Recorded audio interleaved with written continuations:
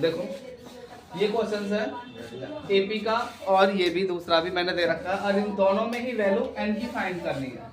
ठीक है, अब मैं इन दोनों को करके दिखा रहा हूँ जो मैंने तुम्हें एक्सरसाइज के अकॉर्डिंग ये क्वेश्चंस दिए हैं। अब तुम इनको अपने आंसर्स को देख सकते हो। ठीक है, पहले हम क्या कर सकते हैं, एपी की इसमें हम ए की वैल्यू फाइंड करेंगे। तो ए क्या है, प्रथम पद, डी दूसरे पद में से पहले पद को माइनस कर दो, 2 आया। ठीक है, और अंतिम पद क्या होता है, ए एन 17। तो हम n इससे आसानी से निकाल सकते हैं। फॉर्मूला है हमारे पास ए एन बराबर ए प्लस एन माइनस का 1 इंटू में डी। ए एन की वैल्यू 17 इक्वल टू ए की वैल्यू कितनी है, 7 है, प्लस एन की वैल्यू हमें फाइंड करनी है, -1 इंटू में डी की वैल्यू कितनी दे रखी है, 2। तो ऐसे हम सारी वैल्यू पुट आउट कर सकते हैं। ठीक है, अब 17 माइनस 7 इक्वल n-1 इंटू में 2, ये बच गया 10। 2 को डिवाइड में ले आएंगे, मल्टीप्लाई का है, कैलकुलेशन समझ में आ गई।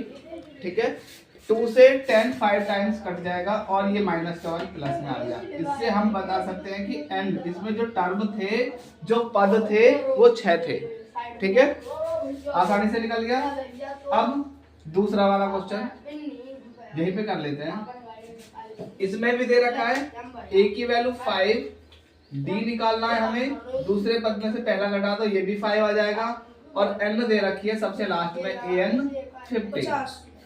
तो यहाँ से n निकालो, an बराबर a प्लस n माइनस का 1 इंटू में d।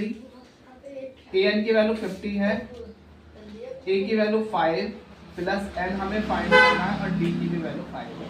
ये 5 तो माइनस में आ जाएगी, 50 माइनस 5 n माइनस 1 इंटू में डी 5, ये बच गया 45 और मल्टीप्लाई का 5 डिवाइड में आ जाएगा n माइनस 1, 5 9 जा माइनस का 1 प्लस में, तो ये आ गया 10। यानी कि इसमें जो टर्म है वो 10 है।